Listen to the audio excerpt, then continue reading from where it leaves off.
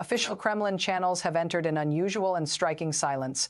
There have been no scheduled presidential appearances, and the routine stream of government communications has abruptly stopped. State-controlled television networks have interrupted normal programming, replacing it with classical music and archival documentaries, a method historically used in Russia during moments of severe political instability.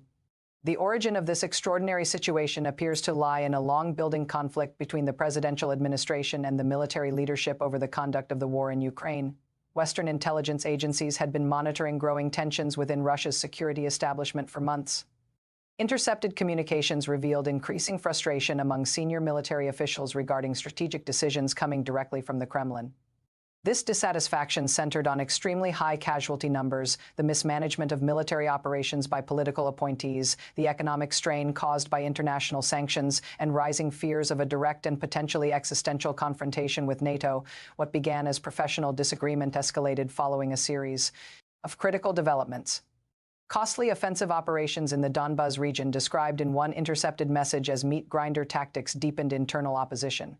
At the same time, explicit nuclear escalation threats and intelligence indicating NATO preparations for possible direct involvement created an atmosphere of intense panic within certain levels of the military command.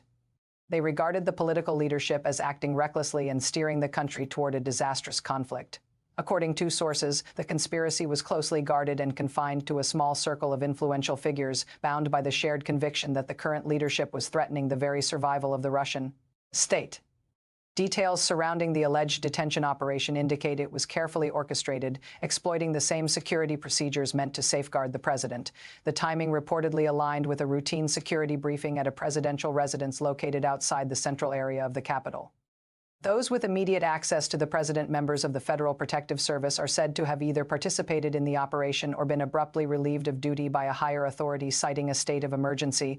A crucial element of the plan involved the Russian National Guard, a powerful internal security force led by longtime Putin ally Viktor Zolotov. The apparent cooperation or neutralization of this force was essential to the operation's success.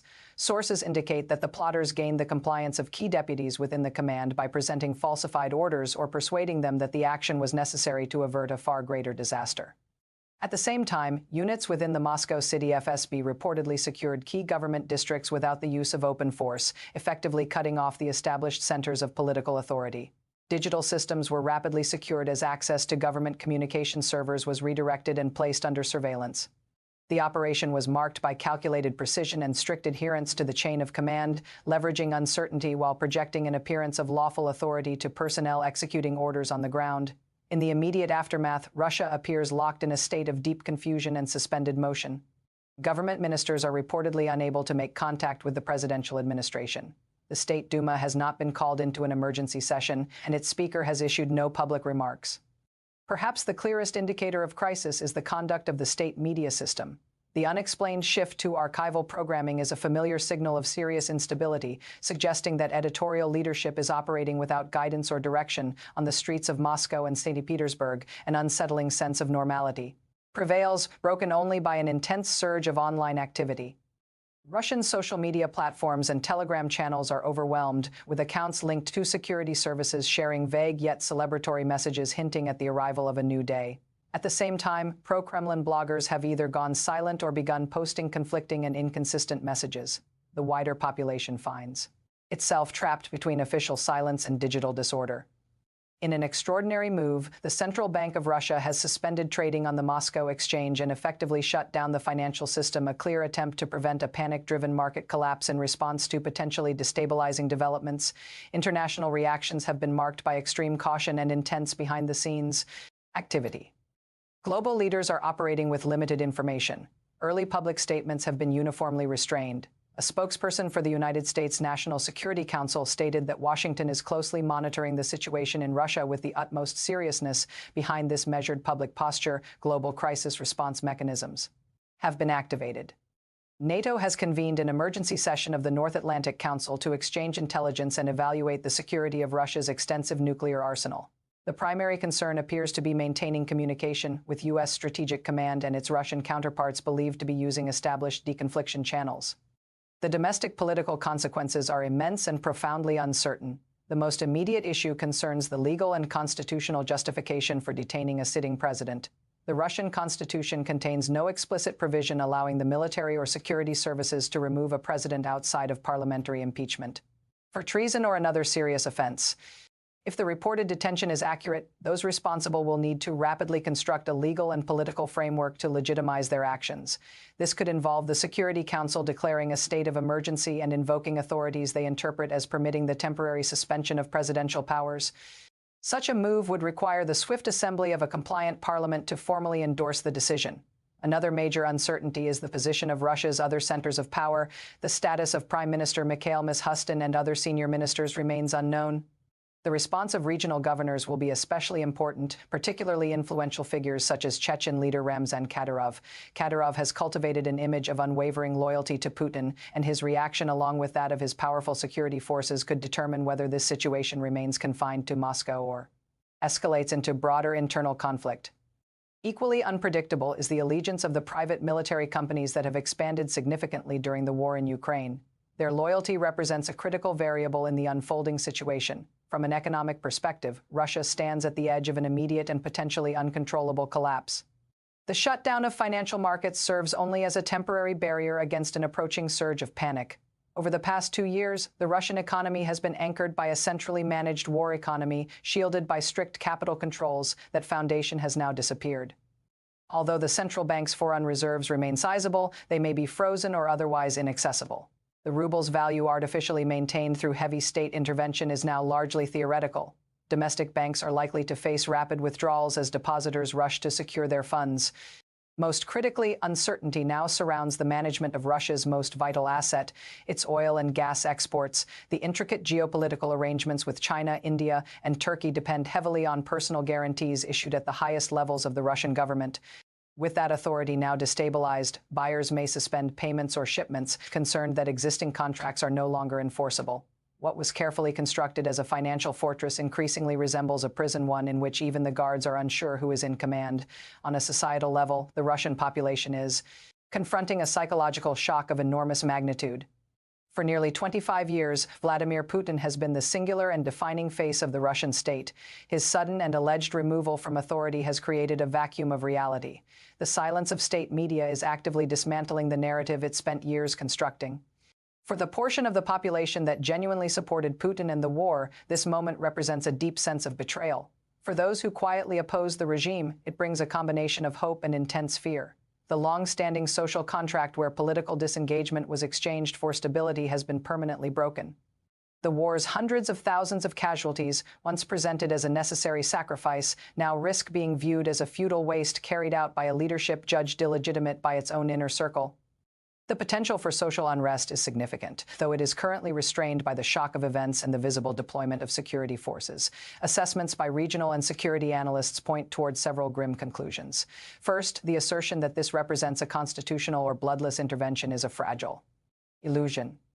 The detention of a figure like Putin is, by its nature, a revolutionary act that will require the consolidation of power through coercive means. Second, the unity among those responsible is almost certainly temporary. They were brought together by a shared grievance, not by a unified vision for Russia's future.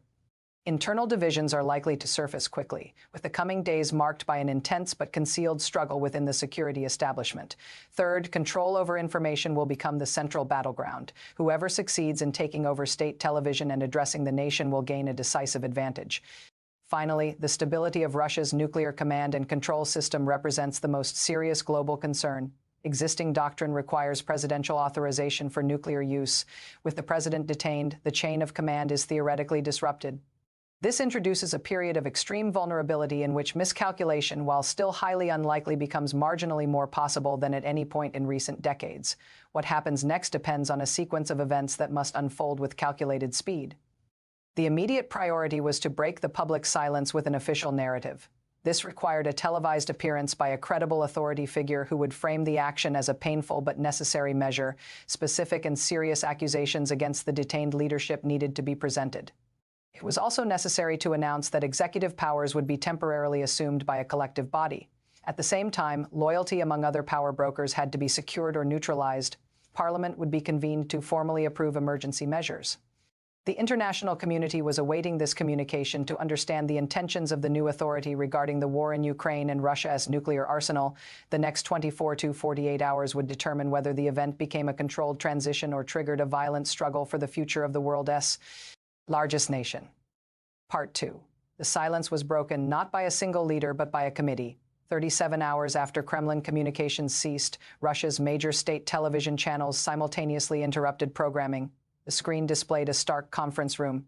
11 individuals were seated at a long table.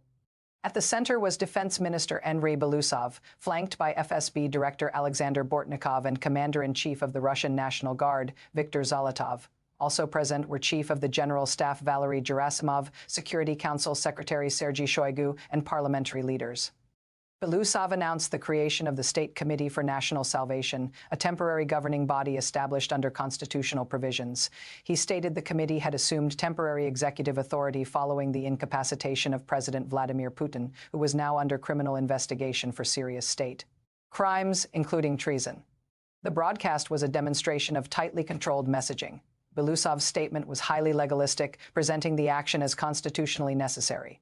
He cited a classified Security Council finding that the president's conduct had posed a direct and immediate threat to the sovereignty and constitutional order of the Russian Federation. Belousov outlined allegations of a parallel corrupt financial network operating within the presidential administration. Zolotov assured citizens that public order was fully maintained. The broadcast concluded with a decreased scrolling on screen, declaring a state of national necessity, imposing a curfew, and suspending international travel for officials. The message was clear. Authority had been seized, a narrative established, and no dissent would be tolerated. The international diplomatic response was unprecedented. Western capitals immediately analyzed the broadcast as a potential military security coup, though the presence of parliamentary leaders complicated this assessment. The United States, following urgent consultations, issued a substantive statement. The president emphasized the critical importance of stable and predictable command and control over Russia's nuclear arsenal. He called for the immediate, verifiable, and safe release of detained officials and urged the new authority to negotiate an end to the war. He confirmed that existing sanctions would remain in place and could intensify if the committee pursued aggressive measures. The European Union was divided.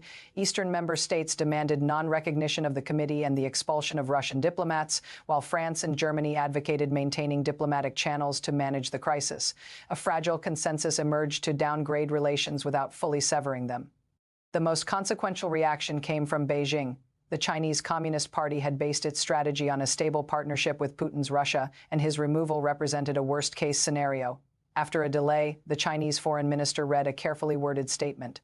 The statement called on all parties within Russia to resolve differences through dialogue and in accordance with the law, avoiding any endorsement of the committee.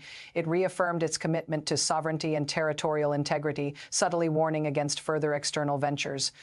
Behind the scenes, intelligence indicated urgent communications between Chinese and Russian defense officials seeking reassurances regarding the nuclear arsenal. For China, the event represented a profound strategic shock. The economic impact was immediate once the committee's broadcast concluded. The Moscow exchange did not reopen. The ruble's value fell more than 40% in offshore trading before becoming effectively untradeable. The central bank implemented drastic measures, mandatory conversion of hard currency deposits into rubles at a fixed rate, a ban on foreign currency withdrawals, and suspension of dividend payments to foreign shareholders. These steps reflected a regime preparing for total financial isolation. The real shock was felt in global energy markets. Brent crude prices surged past $130 per barrel, while European natural gas futures jumped over 200%. The complex systems governing transit payments and insurance were disrupted. Major European buyers invoked force majeure within the Russian energy sector. Paralysis ensued. As executives at Rosneft and Gazprom were either arrested or fled, the committee appointed military commissars to oversee critical infrastructure, but the commercial management of these globally significant corporations had effectively ceased inside Russia. The social and informational environment split into distinct realities. The first was the official narrative propagated by the State Committee through state media. News anchors adopted a somber, patriotic tone, portraying the action as a necessary surgical removal of a corruption cancer. The second reality existed online. Telegram channels tied to ultrist factions erupted in anger, calling the committee traitors, while channels run by liberal activists expressed cautious optimism mixed with apprehension. The third reality was everyday life. In major cities, curfews were enforced by National Guard patrols, ATMs ran dry, supermarkets faced runs on essential goods, and supply chains began to seize. In regional areas, a period of watchful waiting took hold. The committee's authority depended entirely on the perceived cohesion of the security forces. The military consequences were both immediate and the most dangerous. The committee's first operational orders involved internal troop movements. Elite units from other military districts were instructed to redeploy to a defensive perimeter around Moscow, leaving the front lines in Ukraine thinner, a fact quickly noted by Ukrainian intelligence. More critically, Russia's strategic nuclear forces entered a gray zone of command, with the president detained and the defense minister a member of a committee claiming to represent the state. The legal chain of authority was effectively broken. The committee reportedly placed the nuclear arsenal on a modified heightened alert, not ready for launch but secured against unauthorized access. This involved reinforced physical security and dual authentication codes, aiming to freeze the system and prevent use by any rogue faction. This created a period of extreme but controlled vulnerability, sending shockwaves through Western defense agencies. The political consolidation of power by the State Committee was swift and uncompromising. Within 48 hours of the broadcast, the committee issued directives to restore constitutional order. These dissolved the presidential administration, placed law enforcement under military oversight, and suspended all governors and regional legislators, appointing temporary military civilian administrators. The Siloviki state was purging its own leadership. Resistance was isolated and crushed. The most notable challenge emerged at the Federal Protective Service headquarters, where the director barricaded himself. The standoff ended in a siege, with the director subsequently arrested. Another significant threat came from Chechen leader Ramzan Kadyrov, who publicly denounced the committee and affirmed loyalty to Putin. The committee's response combined pressure and inducement. Strategic bombers were placed on alert as a warning, while behind the scenes, negotiations promised autonomy and continued financial flows.